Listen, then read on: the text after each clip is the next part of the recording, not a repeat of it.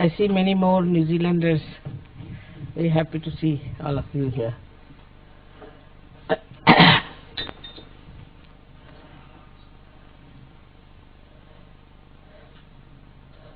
थोड़ा नीचे करा.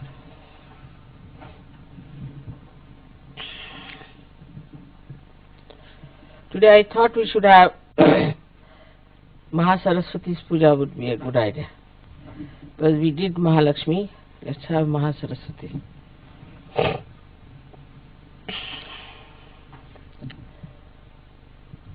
So, Mahasaraswati principle is on the right side, as you all know. First is the Brahmadeva's principle, which is the Saraswati principle. And then this Mahasaraswati takes you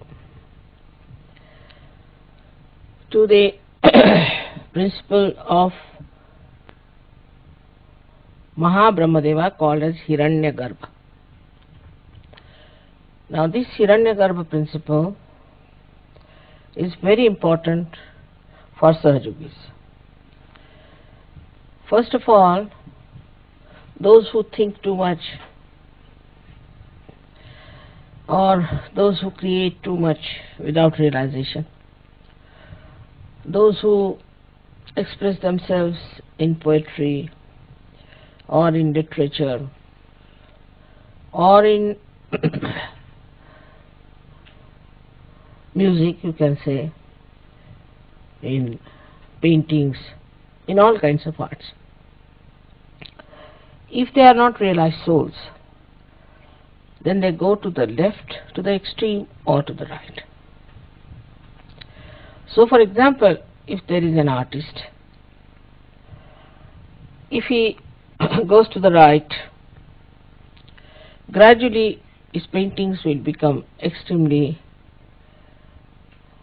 violent expressions, would be very much showing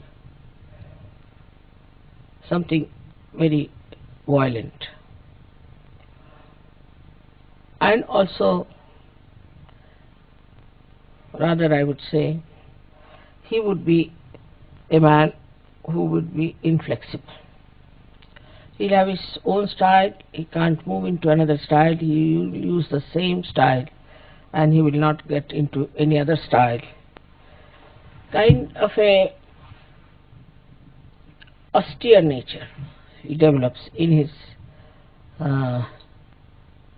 productions, and then when he gets tired of it, then he will take to something you can say like abstract art. But without realization, the abstract art can be something very absurd and funny. I have seen the extremes of it, that I have seen people who put big canvases on the ground and pour lots of oil paints one after another and roll over it. It's supposed to be a painting. They say this is spontaneous because they fell on it or they rolled on that, so it's spontaneous painting that's come out. Now this spontaneous painting should come from a spontaneous personality, not by rolling on thing or something. About all sorts of things they do, but there's no end to it, to which nonsensical things they take. And they think they have achieved a lot and they've done a lot, and also they sell it to people who have too much of right side. They like it. So they put in lot of effort to create this kind of a painting. Also the today's pop music also, which is very aggressive, is from the same outcome, because you cannot ascend, so you move to your right. And this pop music then starts, now it's becoming so horribly noisy, I don't know what to call it. Absolutely it can deafen your ears if you listen to it. And the whole thing is, the whole gestures and all that are so ugly and so aggressive as if they are going to eat the mic. Sometimes I feel the way go on with the mic and things like that. And see, then these people also impress such people who are very right-sided, and so they become popular. But the popularity is not the sign of real success. It will come and go away. All such artists and painters come and go away. They have no standing. They they are there for a short time, and then the history talks about them, those who have been in the center, never about the people who went to the extremes. God knows how many must have come and gone, and those who are today also painting or singing in that way, tomorrow they will not be known. One after another, you see, the craze comes in, one comes, then goes away, another. So they are crazy people, and they create a craze, and the crazy like them enjoy the craze. So it amounts to something that is just wasteful, creates no impression in the history. So this is the right-sided nonsense that comes out of the right-side movement of the sympathetic, going too far with your creativity and also your writing. And there were many writers in English language, you know, from Shakespeare you can start, who showed the futility of human endeavor, like we call it Avadhuta, the one who has reached a very great degree of development in his spiritual life. He can see the futility of human endeavor, and then he brings them to the point that they have to rise above these stupid inhuman endeavors and take to some sort of an endeavor which will bring them something higher and also will create something of an eternal value. Then also we have, I think in English language I have said, except to Somerset Maugham and all that, the very centrally placed people, also Cronin was, I would say. But then this Hemingway came and he started moving towards the right. Now I don't know, I don't read now modern novels because it's all full of filth. So it moves to the right. So one is which moves to the right and talks about all kinds of violence, this, that. That also is absolutely not palatable to human consumption, I tell you. But still they write and people like it. People want to read about Hitler, they want to read how people were killed, of war stories, this, that. They want to see pictures which has full of violence or killing, this and that, so that their own desire to be violent is satisfied in seeing those things in films and in otherwise also reading such books of that kind. On the left hand side, when they move, you see these artists, then same about musicians, as I said, that the musicians become sort of absolutely suffering from Greek tragedy all the time. They go on crying and weeping and saying that this is sort of, we have been very sad, and the sadness and the tragedy of life. I mean, they go on crying and make you cry also. So there's no hope for them, and they just go on doing such stupid things. Then we have, you see, many artists also of the same kind, especially French writers as well as French poets also, and French painters. If you see, they're very left-sided because they drink a lot. If you go in any France village after 7 o'clock, you can't find even one person on the road. And even if you want to find out the road and you knock at the door and request them that you'd like to know some road and all that, they're all drunk already at 7 o'clock. So with this thing they become extremely over-romantic type, and they sing songs of romance, have no romance in their life. You see, they just some sort of an imaginary romance they have. And they live in that imaginary world of pain and sufferings, and they have their own ideas about their own romantic models that they formed in their heads, you see, with their left side. So the poets and the writers go to the left side like that, and in, say, for example, in our India, we had those Muslims who used to drink a lot. Then they started a thing called as ghazal, and that ghazal is nothing but crying. Even in certain poets, you see, we have this kind of a thing in the other places, where there were many poets who were seeking God and were crying, "Oh God, when will I meet?" And in separation they are singing, not in the meeting, not in the yoga, but in separation they sing, "When will I meet you, O God," and all that. And all such people who are still seeking like such songs going on.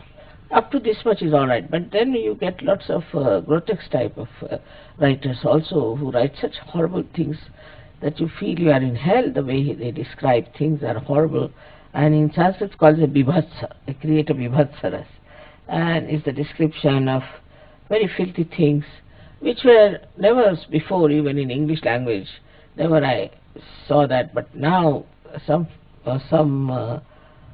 books are full of filth and dirt and horrible sex descriptions that you just can't bear it. So all this comes with the left side movement, that because you see, society also moves from sometimes to the right, sometimes to the left. So when it moves to the right, they like right-sided things. Sometimes they move to the left, they like left-sided. So also there are people with two types of temperaments. So that's how they start appreciating these things, and unnecessarily they believe that they are tragic. As you know about the Greek tragedy, which is a very sort of a fundamental thing, I would say, for Western literature, is a Greek tragedy, where a woman marries a man, but she doesn't love her husband, so she loves somebody else, and that tragedy is there. I mean, it's artificially created tragedy that shows that you have married to some man and you should be happy with him. Of course, I mean, if the man is very bad and troublesome and all that, then you can give him up. But what's the use of pining for another man, living with another man, sort of a thing, as you must have heard about Tolstoy, who was another great realized soul. He's written Anna Karenina, and ultimately he saw that Anna Karenina commit suicide, because what she was doing a wrong thing, you see. So he brought the whole thing so beautifully out, and such an introspection all the time is going on, and also the futility of this kind of a romance that was there. So all this shows to us that there are people at the same time who are in the center. I would say in French writers also, Maupassant was one of them whom I would put in the center. He showed both the sides and he showed the right side also. So we have had Goethe, we had many sort of people in Europe and England, also in English language, because I am talking about English language. But also same in Sanskrit, in Hindi, in every language, we have the same type of people, but more in Sanskrit. We don't have many people with this right or left side. The reason is, for the literature, there are some rules and regulations. It's not the Western idea in India that we should be abandoned people. That's not accepted. So even in literature, there is a kind of a restriction. What is a literature?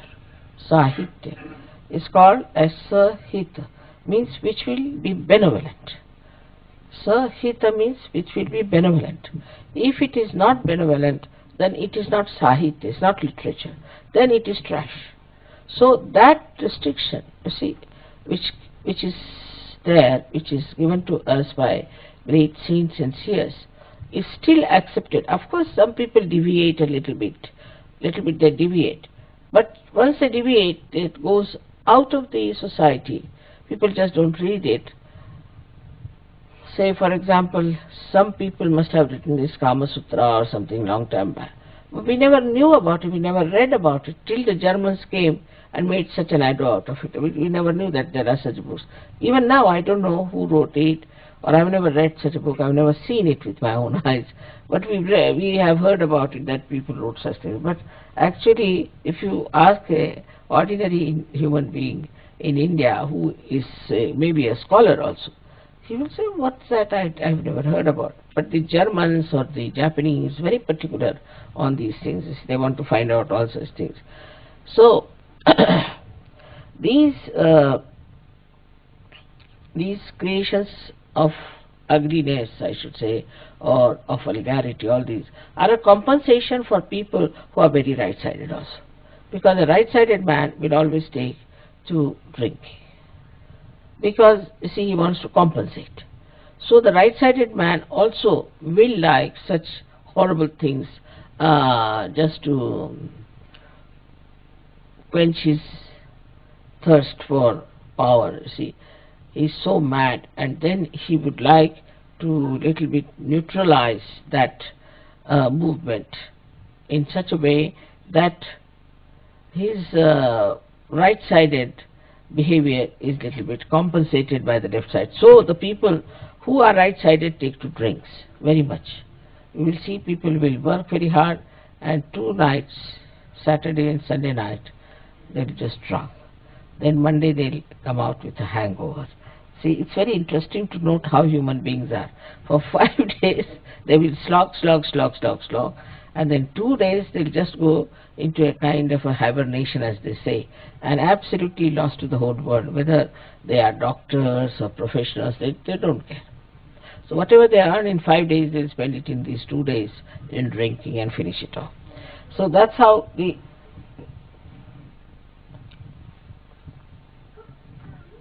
total gain in all that creativity comes. Now, when these extreme things start showing results, and then the artist gets just fed up with this kind of thing going on all around, he sees and all that, then within him rises a subtler attitude towards creativity, towards art, towards books and all that.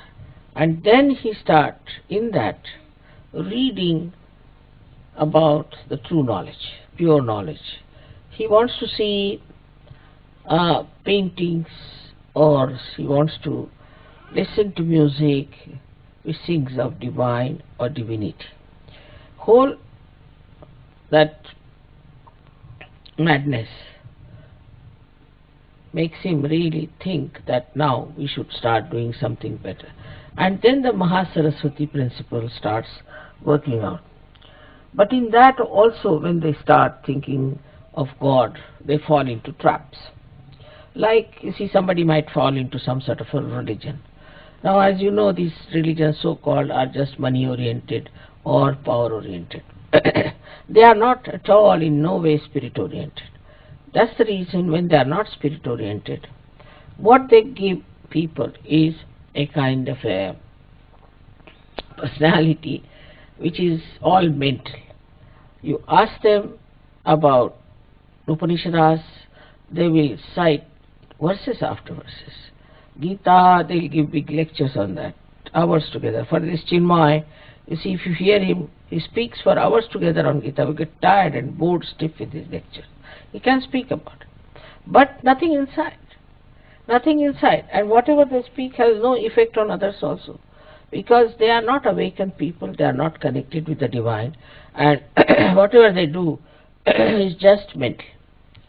So when the Mahasaraswati principle is awakened, you start seeing it clearly that this is mental, this is not the truth. There must be something higher.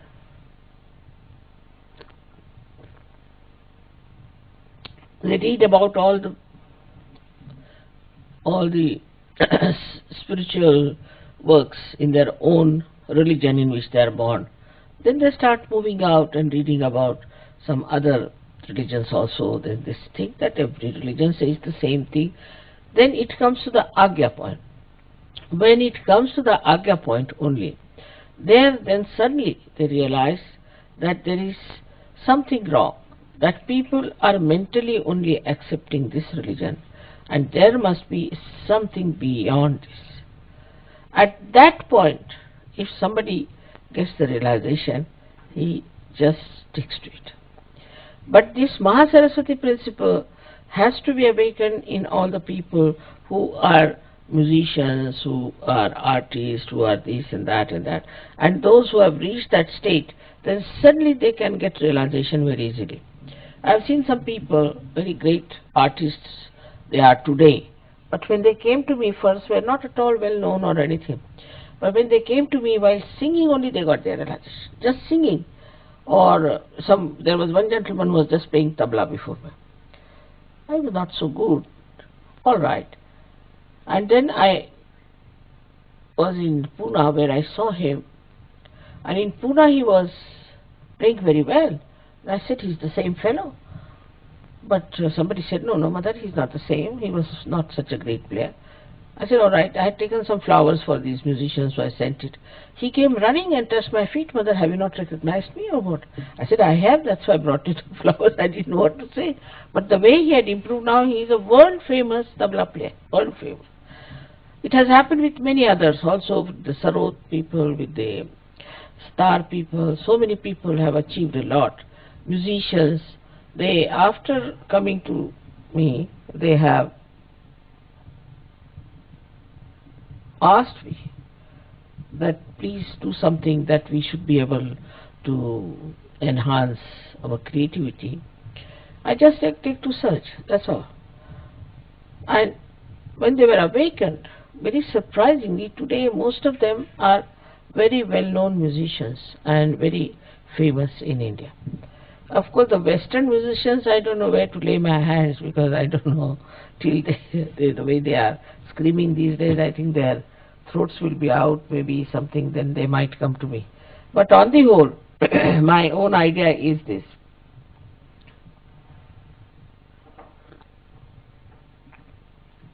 That those who have reached Mahasaraswati level through reading or through creativity, but through writings or anything, when they reach a certain state of agya, then either they get disappointed, go to the left, and absolutely think that this is all useless, or else, if they get realization, they become really very dynamic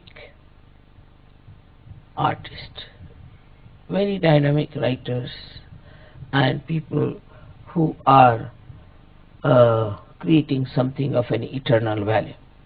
So many Sahajogis who have never spoken on the stage, who have never been on the stage, they said we had a fright for the stage. They all, surprisingly, now have become great orators and speak very well and know so much.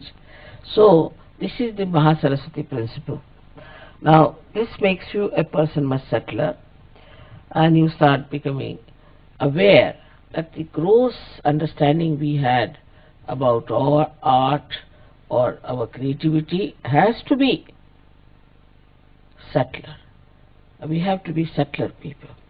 And then such writers only appeal to people who are subtle.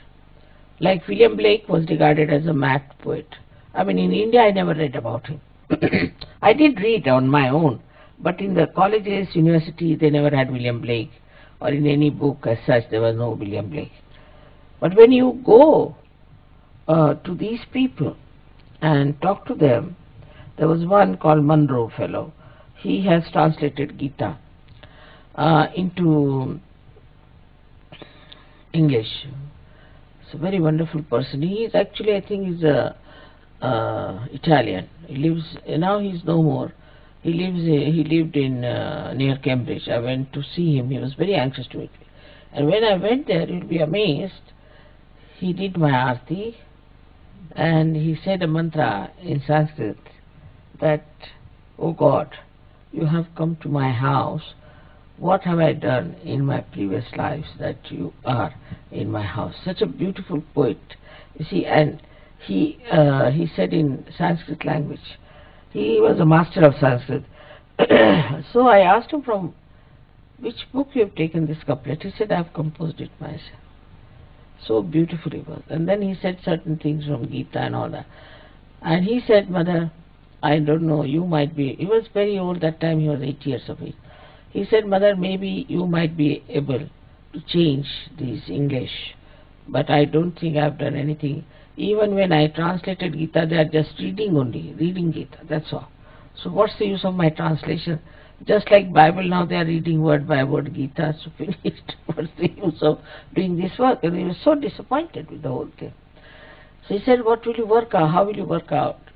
I said, all right, I'll try. He said, of course, you are there, you are an incarnation. He just recognized me.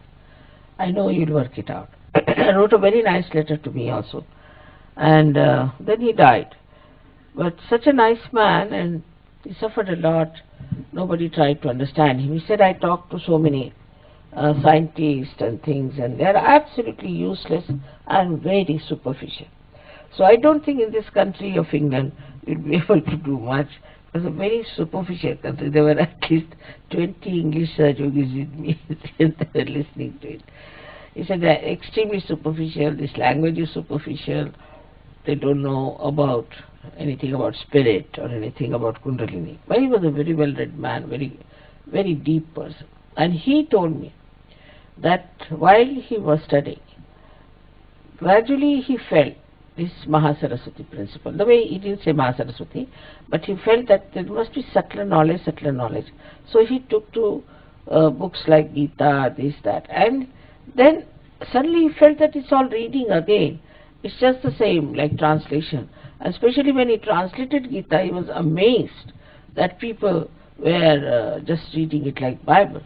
Then he said that, Mother, I don't know how, but one day I was praying to Mother Mary and to the Holy Ghost, and I got my realization. So he was a realized soul, and he saw me in dream, you see. He said, in dream you came and gave me realization. It's surprising. He saw me in dream and he got it. There's another few people who have got it, but especially him, I was so surprised. So when I arrived in his house, he recognized me immediately. He said, I saw you in my dream. You came and you gave me realization. You awakened my Kundalini and you gave me realization. So you can imagine that this gentleman was so beautifully placed, so subtle he was, that at the Agya point, he just got the dream and he got realization. And he said, all the knowledge is now revealed to me so much more. And then he sat down with me. He said, can you stay for some time? I said, I'm now going away. But at least for 5 hours he was talking to me. He was not tired. He would not leave me. Such an old man was sitting at my feet. I was telling him, you sit on the chair. No, I'm very good. I'm very much all right. You're sitting there. So this is what happens with this Mahasaraswati principle developing within us. But we should allow that to grow within us. So in Sahaja Yoga, we are not told that we are not to read any book. Not at all. We have to read. But in that book, we have to see the subtle points and see for yourself. I don't read any scriptures because I don't need to read. But when I started reading you see these intellectuals, what they have to say, I was amazed that they are saying the same thing. There's nothing new. What I know, what I say, that's what they are saying. There's nothing new about it. There's nothing special about it. Just what all the scriptures have said, they have said the same thing, and these people are saying the same thing. But by saying these things, how are they going to propagate? Nothing. It will be just again something that will happen outside, and it will drop out. It doesn't become part and part of yourself, so it has to become innate. That's only possible if your spirit comes into your attention. There's no other way out. So luckily you all are realized souls, and your Mahasaraswati is very much there. But I would say you must read books of value and understand how it is absolute Sahaja Yoga there, how it is there. Anything you take up, you will be surprised that all these books are talking about Sahaja Yoga. May not be all of it, but part of the Sahaja Yoga is there. All of them talk of some part of the Sahaja Yoga, but not the whole of it, because they came at different times. And now the Sahaja Yoga is the time when you have to know the complete integrated knowledge of this religious thought that was there, complete integrated. And that's how you understand that all religions are integrated. So one should, in Sahaja Yoga, after you come, people don't take to any reading, is the wrong thing. They should read and understand what others have said, where have they gone wrong, but not these nonsensical people. You shouldn't read these nonsensical people, which you know are nonsensical. But so many, the other day I got this book of the Christian Science. It's all Bible, nothing special about it. They are saying you should not do this, you should not do this and all that. It's all written in the Bible only. What new things are you telling? Nothing. You don't need a science for that, it's just there. But they are making money out of it by explaining, and there's no explanation needed. Because that has to come within yourself, is the point, which is not there. So now this Mahasaraswati principle is awakened within us, and we have to read and see the subtle side of this growth of thought, how it grew up and how it became subtler and subtler, and how so many people in the world have contributed to it. So many artists, so many musicians, and so many, we can say, writers who have really contributed to the central path of Sushumna, because they became realized souls. They were realized souls. Some were born and some became, and then they completely wrote about the yoga. For example, Rabindranath Tagore, in the beginning he writes, when will I meet you, my friend, and all that, what you call the separation song, we got a yoga. And then after some time, suddenly he gets his realization, because he becomes subtler and subtler and subtler. Then he writes about his meeting the spirit, and he writes about it. So these things work out in such a manner for some people that by their subtleties they arrive at a point of realization. Same thing happened with Buddha. He did the same thing. He renounced everything, he renounced his family, went out, read Upanishads, this, that, everything he read, and ultimately reached Gaya, where he was sleeping under a banyan tree. And while sleeping only, he was so tired and fed up, he got his realization. And that's what is very important. But for the Buddhist, what he did before going there is important. So they want to also renounce this and become sannyasis, this, that. But by becoming that, nothing is going to happen. It's going to Gaya, and sleeping there also won't happen. It has to happen because he was a pure seeker, true seeker, and that's why it happened. But for Sahaja yogis, they don't have to do anything of the kind. They just get it realization, because I think most of them in their last lives have crossed most of their problems and have known that it's nothing, it's all nonsense in all these things. Or maybe in this life also they must have realized it's all nonsense, and then they must have come to Sahaja. So it's a very great luck for you that you are here and you've got your realization and that you are enjoying yourself. May God bless you.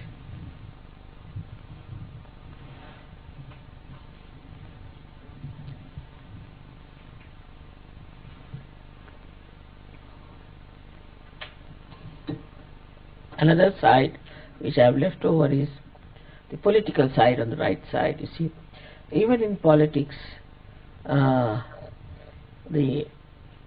growth becomes subtler and subtler. Like in, say, we can say in Russia, when it was such a power-oriented thing, it's not money-oriented. The communism was so power-oriented, it reached a place that a person like Gorbachev was to be born. Who would put it in a proper sense? And he came on a central path. He didn't want complete democracy as it is in America. It's a democracy. But he wanted a balanced thing. So far he has not been able to manage, but I'm sure one day he will be managed. But he will be known all over the world for his great thought and great work of reducing the pressure between the two great, or say, between the two ideologies. And he's done such a good thing that now there's no war, going to be no war, as not a very big world war, but could be a little bit here and there. That also is coming up, which is a problem of fundamentalism. Is not due to political but fundamentalism. So now the problem today is fundamentalism, And that also comes from the right side, absolutely. Fundamentalists are all right-sided people, and this right-sidedness takes them to any extreme of violence, could be, or in some cases it's really crazy and madness. But a new disease has started now, those who go too much to the right. It's called as a Yuppies disease, where the whole conscious mind goes out of order and you become like a reptile. I've seen people being carried like big fishes on the shoulders, you see, and put in a seat, and they just know everything by brain. It's all right, but they understand everything. They can talk well, but they cannot move their hands, cannot move their feet if they want to. Unconsciously they may, but consciously they cannot. And this disease is the one which is a warning to everyone. So we have to be careful. In Sahaja Yoga also we should not go too much to the right. It's also very dangerous to go. Some people become very fanatic and start teaching Sahaja Yoga in a very fanatical manner, and sort of, you see, like a, I don't know what to call that, but sometimes I see some people speaking in a manner that one should never speak that way, because we are Sahaja Yogis. The main theme is love, compassion, which is a living force, and must be done everything with that force, which is a beautiful living force, which creates these flowers, which does all kinds of beautiful constructive things. It should not be in any way a oppression, domination, or in any kind of command. You should not do like this, an organization, nothing of the kind. It is something so spontaneous, so beautiful, just works out. But as these trees have to be embedded in the Mother Earth, in the same way you should be embedded in the principle of Sahaja Yoga, which is compassion, love, and divine grace. If it is not there, then you'll have problems with leadership, you'll have problems with... Anybody who is a violent person cannot stay in Sahaja Yoga. He has to disappear. Either he should change himself entirely, or he has to disappear. It doesn't work out with people who are violent.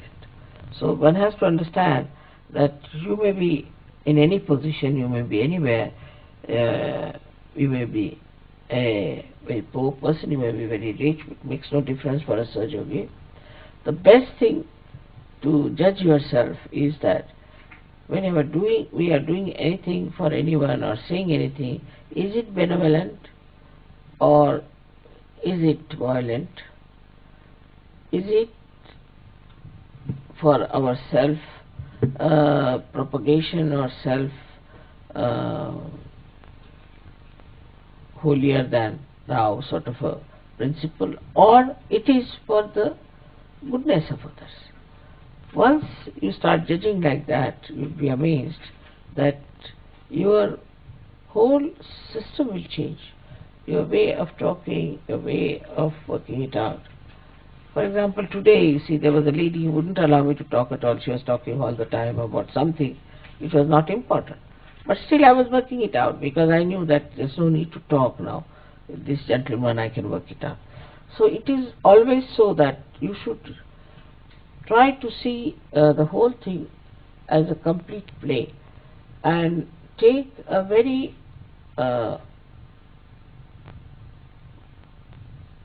तटस्थ को हिंदी में क्या शब्द होगा, Marathi English में, a witness state. In a witness state you should watch.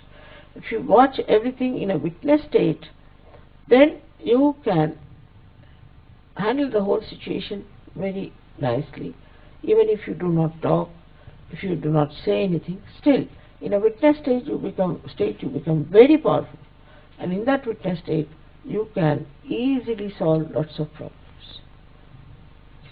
May God bless you.